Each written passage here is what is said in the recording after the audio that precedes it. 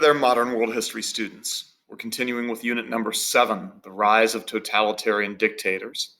And we've completed our study of what happened in Russia, starting with the Russian Revolution, proceeding through a second Russian Revolution, or the Bolshevik Revolution, in which Russia became a communist dictatorship.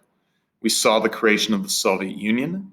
We saw how both Lenin and Stalin attempted to implement communism there. And importantly, we saw what the human cost was for both Lenin and Stalin's implementation of communism.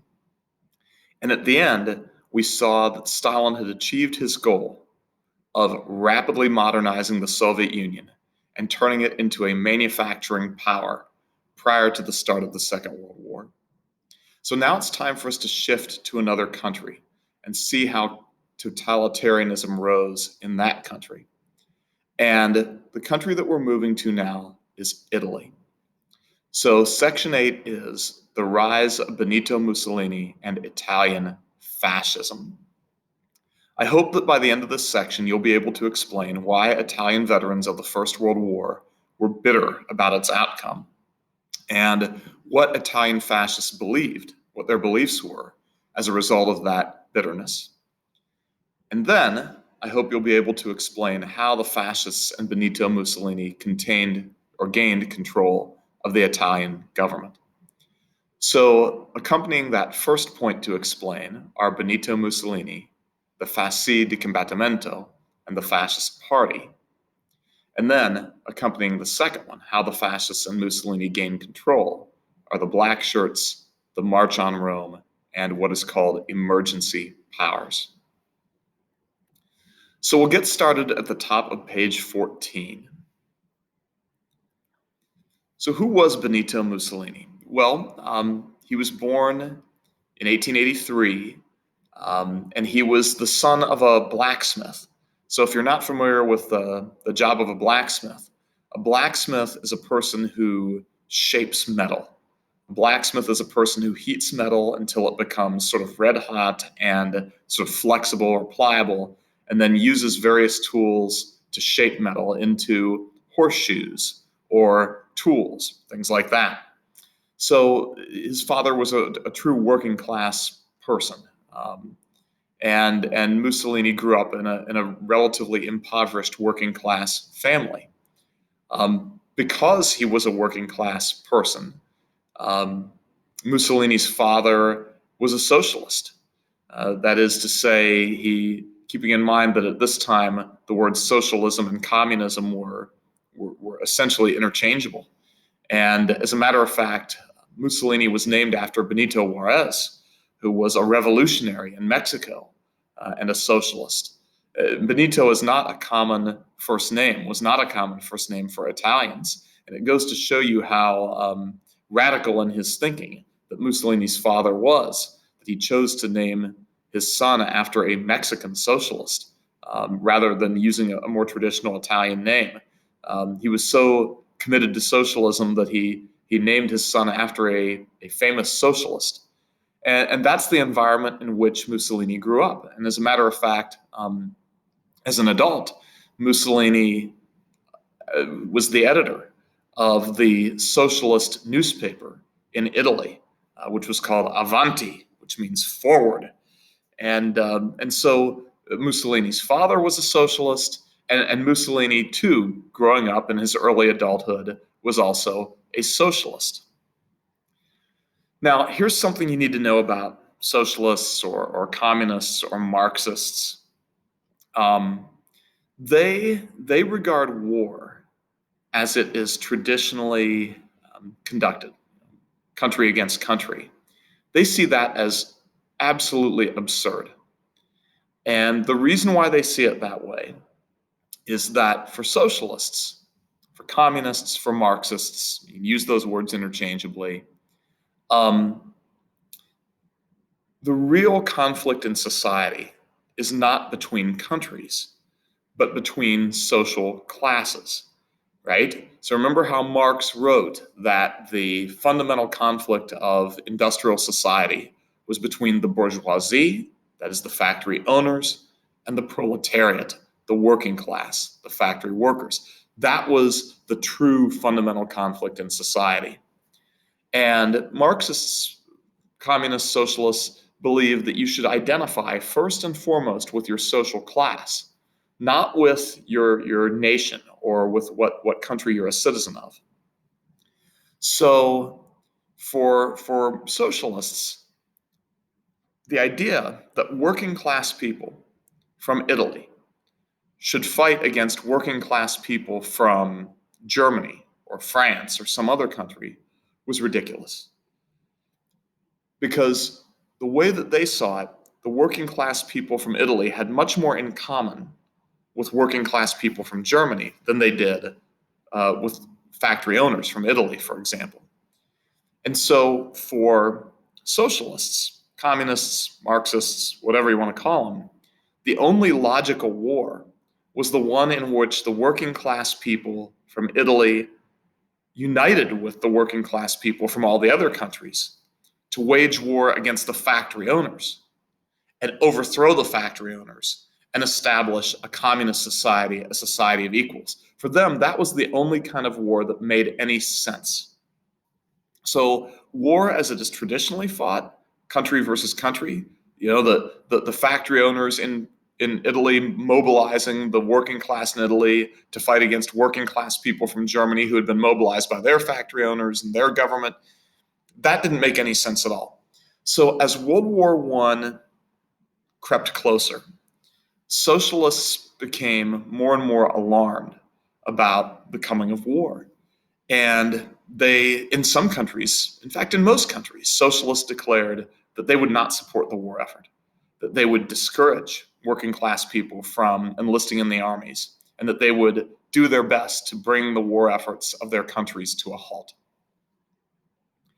The reality, though, is that when the war finally came, most socialists in most countries didn't do what they said they were going to do. When it really came down to it, and when it came to a point where socialists had to make a choice between their beliefs and their country, in almost all cases, they chose their country. There are a few counterexamples. Certainly the Bolsheviks in Russia did not get swept up in the patriotism of the war. They continued to hold to their socialist beliefs and eventually overthrew the government. In Italy, the Socialist Party did not support the war effort. But what that meant is that the members of Italy's Socialist Party, they had to make a decision. Did they stick with the party in its beliefs that they should not support the war? Or did they break from their party and allow themselves to be carried forward by patriotism and then join the war effort? And I think you might be able to see in the picture on the left what Mussolini's choice was. When he was forced to choose between the beliefs of socialism, which he had grown up with, when he was forced to choose between those beliefs and supporting Italy and joining the war, he turned his back on the Socialist Party and joined the Italian army. And he really never looked back. Once he left the Socialist Party, he left it for good. And you'll see that in his later career, he is very hostile to socialism and to communism, again, at a time when those words were used pretty much interchangeably. He didn't serve with any great distinction in the war. Benito Mussolini was definitely no war hero. As a matter of fact, he was injured during the war, but not in combat. He was injured as a result of a grenade explosion. He mishandled a grenade during training or during transporting it or something, and he injured himself and was discharged from the army and finished out the war at home. So Mussolini was definitely not a war hero or even really a successful soldier. And yet, he felt that during the time that he was a soldier, his life had greater meaning than at any other time in his life. He felt like what he was feeling and what he was seeing was a coming together of people to achieve a common goal. He was amazed by what could be accomplished when a group of individuals gave up their their individual interests, gave up whatever they wanted to do as individuals, and followed the orders of their commander, that people could achieve so much more if they gave up what they individually wanted and sort of followed the orders that were required to pursue a single goal. Well, anyway, after he left the army, he returned to Italian civilian life. And after the First World War, Italy's economy was in pretty bad shape for a whole variety of reasons. There was widespread unemployment. Italy, following the war, didn't need to produce as many manufactured goods as they had to during the war, because, of course, during the war, they were producing all kinds of weapons, things like that, supplies for the army. But once the war ended, they didn't need to do that anymore. And so factories didn't need to employ as many people. And yet, at the same time, all of the young men who had been drafted into the army were now rapidly demobilized from the army and dumped back into Italian society, but there were no jobs for them. So there was unemployment. There was a surplus of labor, which meant that wages went down. And so even those people who were employed didn't have a lot of money. So the Italian society into which Mussolini and the other veterans of the war were sort of thrown into when the war ended was a society that was experiencing economic crisis, economic downturn. Now, many of the Italian veterans of the war were extremely bitter about how everything played out, about how the war played out, and especially about how the peace settlement played out. So let's quickly review, and I mean really, really basically review Italy's story in the war.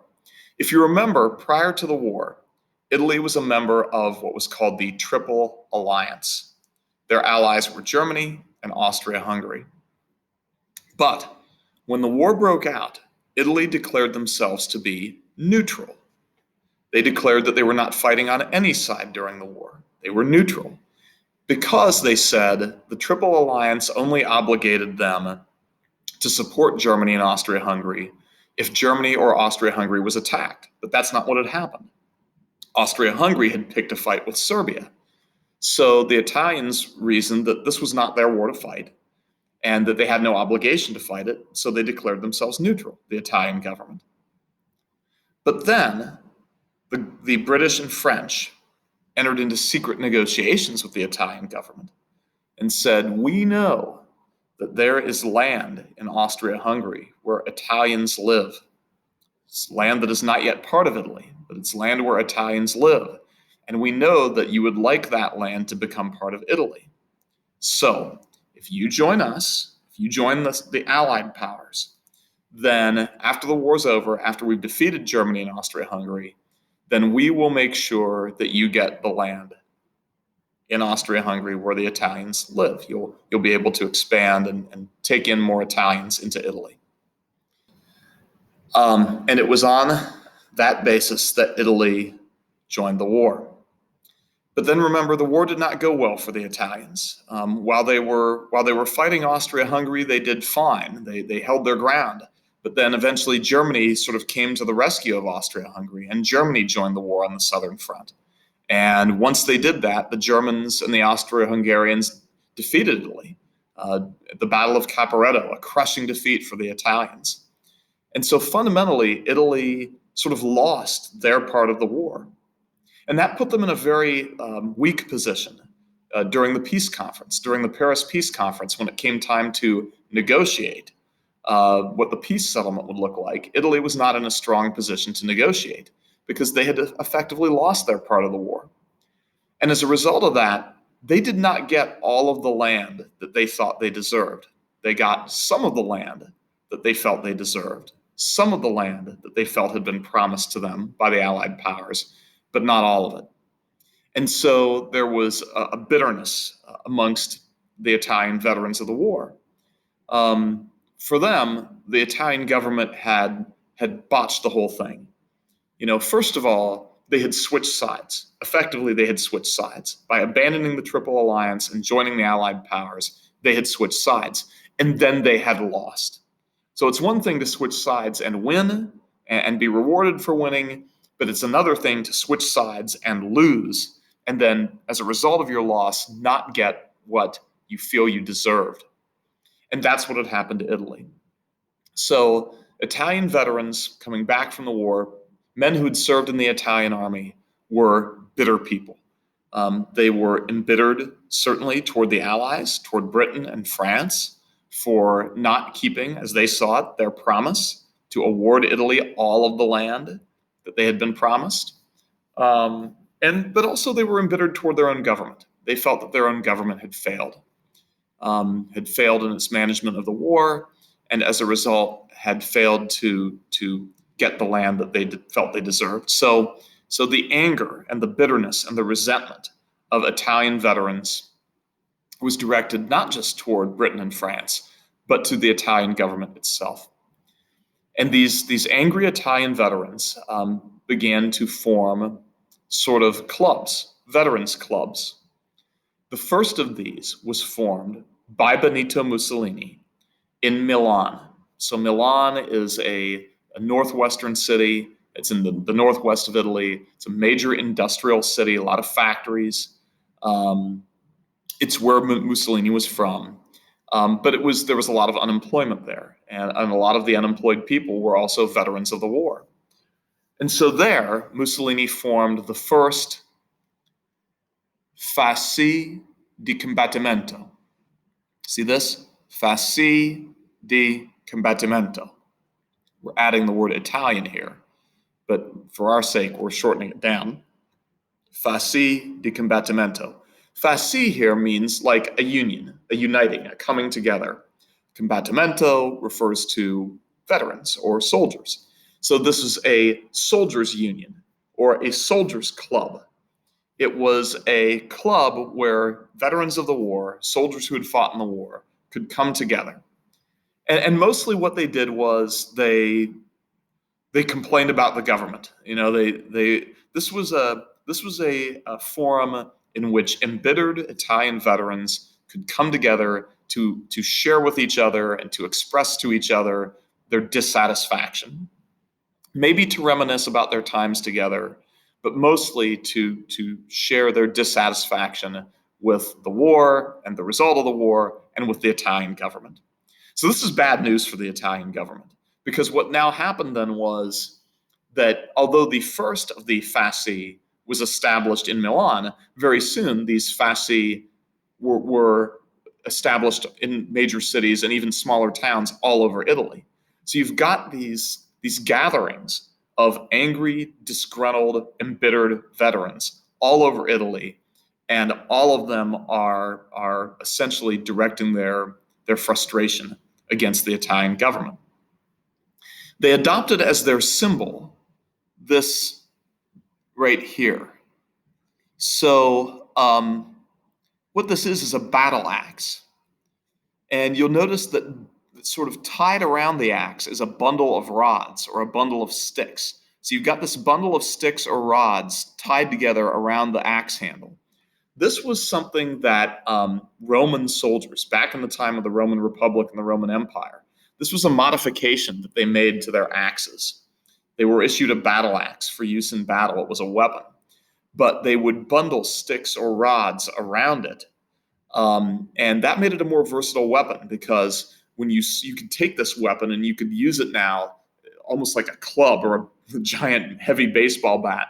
And in battle, you could use that heft, that extra heft, to like club your opponent to the ground and then turn the axe in your hand and bring the blade crashing down on their skull and splitting their skull open. And so it was a symbol of strength. It was a symbol of Roman strength. And in particular, it was a symbol of strength through unity, through the coming together. Because if you've ever noticed, if you take 10 pencils, you can easily, if you take them individually, you can individually snap 10 pencils in your hands. But if you bundle those 10 pencils together and try to break them, you can't break them at all. And so when it's through the binding together, it's through the uniting that strength comes. And so for the ancient Romans, this symbol, the axe with the rods or sticks bundled around it, was a symbol of strength and power achieved through unity. And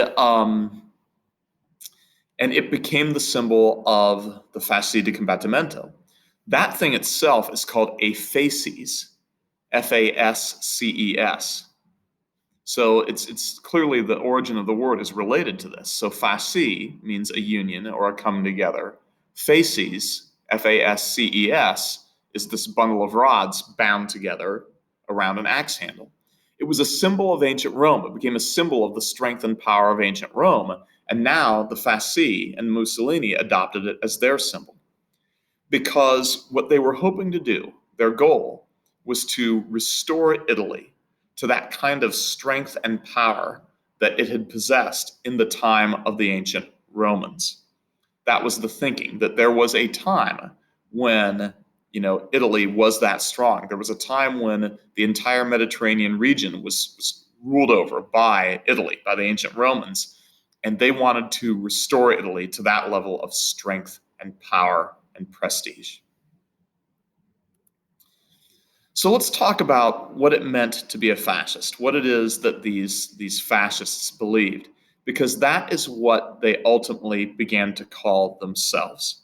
These veterans who were now members of these soldiers' clubs, these Fasci di Combattimento, they eventually began to refer to themselves as fascists. And ultimately, they formed a political party, right? A political party to take political action. And it was the Fascist Party. But they called themselves fascist, and they called their movement the fascist movement. So let's go to the bottom of page 14 and talk about that a little bit. So if you were a fascist, if you were a part of Benito Mussolini's fascist movement, there were certain key things that you believed in. First of all, fascists were ultra-patriotic. Ultra-patriotic. That is to say that they placed they had extreme pride in being Italian. They had extreme pride in Italy, and they believed that Italy was and ought to be the dominant state of the whole Mediterranean region. That Italy should dominate over all of the other states in the Mediterranean region. And that is the region surrounding the Mediterranean Sea. So that would be Southern Europe and Northern Africa. So that sense of ultra-patriotism, that sense of restoring Italy to the level of greatness that it had achieved during the time of the Roman Republic and the Roman Empire, to the level of dominance that it had experienced during the time of the Roman Republic and the Roman Empire, that was their goal. And so it was a kind of a form of extreme patriotism. Their intention was to, if you like, make Italy great again. Okay? What else? So along these lines, they were also anti-democratic. They believed that one of the main sources of Italy's weakness was its democratic government. And Italy did have a democratic government at that time. Italy's government was a parliamentary democracy. That is, the Italian people elected a parliament. So the parliament was a representative legislature. The Italian people elected representatives to make laws for them. It was a parliamentary legislature. It was a representative legislature, and then there was a prime minister. And the prime minister then was to oversee the carrying out of laws. Well, that had been the case during the war as well. And from the perspective of Mussolini and the fascists, that democratic type of government had done an extremely poor job. They had allowed themselves to be manipulated, they felt, by the British and the French, and they weren't strong enough. They had not created an Italy that was strong enough to then sort of follow through on the promises that they felt Italy had been made, and sort of to get what Italy deserved. So they were opposed to democratic government. Many of them had felt the same way that Mussolini had about the experience of being in the army. Many of the fascists shared Mussolini's sense of awe at how much men could accomplish if they simply gave up their own interests and followed orders. That if you had a group of people who had their own individual interests and they were just kind of often doing whatever they wanted, they couldn't accomplish anything. But if they gave up their interests and did what they were told, they could accomplish great things. And they felt that that experience of being in the army would benefit Italy if you simply translated it to the level of the entire nation. What they wanted to do was effectively to turn the entire Italian nation into a giant armed force, basically, in which everyone knew exactly what their role was, and everyone followed orders, and everyone sort of did what they were told. And they believed that if they did that, that is how Italy could restore itself to the greatness and the power and the strength that it had experienced in the time of the Roman Empire. So they did not believe in a democracy. They believed that this could only be achieved through a military dictatorship. And that was their intention, to transform Italy into a military dictatorship. So going along with that then was the idea that individuals should be completely subordinate to the state. And what that means is that individuals must give up their individuality, that individuals must give up their sense of having rights, that individuals must give up their sense of having any sort of interests that are separate from the interests of the state. Individuals must not have interests, Mussolini would say. Individuals have no interests or rights that the state is bound to respect. There is only the state, and the state has interests, and individuals must accept that the state's interests are their interests. That's part of the reason why they were anti-democratic. In a democracy, you vote for representatives who you believe will represent and serve your individual interests. But for Mussolini, that led to chaos and disunity and weakness. What is needed was for people to accept the will of the state and accept the directions of the state and to take orders. And for that, a democracy did not do. For that, you needed a dictatorship. But the whole idea of dictatorship in Italy was built around the idea that individuals had no rights that the state was bound to respect. Individuals had no interests that the state was bound to respect. Individuals must do what they are told. The state has a will, and the people must act in alignment with the will of the state. That's the only way for Italy to become powerful again, strong again, respected again. And so the Italian fascist motto, all right, the motto of Italian fascism was believe, obey, fight. Now we'll get to the fight part, but I think you've already got the believe and obey. Credere, obbedire, combattere. Believe, obey, fight. So you understand the believe and the obey. That's all tied in with what you've seen so far. One more thing about fascists, they were intensely anti-communist. Intensely anti-communist. Because of what I said to you before, in communism, you are expected to identify first and foremost with your social class. The expectation is that your social class is what you identify with. You're not to identify yourself first and foremost as an Italian. You're to identify yourself first and foremost as a proletarian, a member of the working class. Well, of course, for ultra-patriots like the fascists, that was intolerable. You must be first and foremost an Italian. You must see yourself first and foremost as a citizen of the Italian state, obedient to the Italian state, not pursuing any interests of a social class, but pursuing only the interests of the Italian state. So since communism sort of was anti-patriotic, and since communism or socialism or Marxism tended to downplay your identifying yourself as an Italian or as a German or as a Frenchman, Italian fascists were extremely anti-communist. Which brings us around to a group of people called the Blackshirts. So the fascists were, in and of themselves, most of them were military men. They were veterans of the war. Their supporters were, if not veterans themselves, were people who gave a lot of credibility to veterans and supported veterans. They liked the ideas that these men had, and so they were. Fascists tended to be extremely respectful, extremely reverential of men in authority.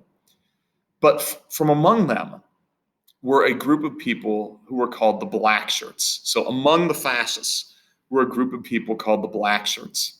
The Blackshirts were chosen from the fascists, and they chose the ones who were the most violent, the ones who enjoyed fighting the most.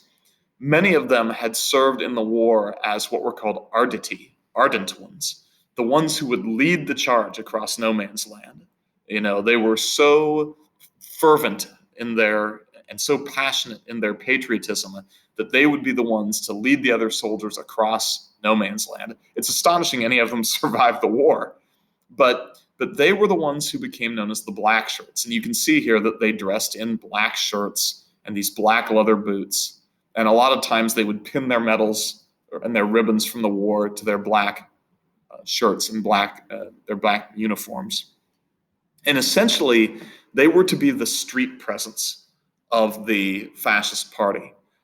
Their job was essentially to walk the streets in groups and to beat the crap out of any of the opponents of fascism. So if they encountered any communists, if they encountered any people who were going on strike, unions who were going on strike, their job was to attack them and beat them up. They also would raid the offices of the Italian Socialist Party or of the Italian Communist Party. And that's what you're seeing here.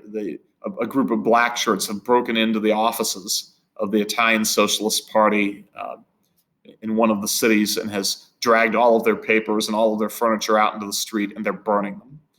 And so this was what the black shirts did. They were like a small army.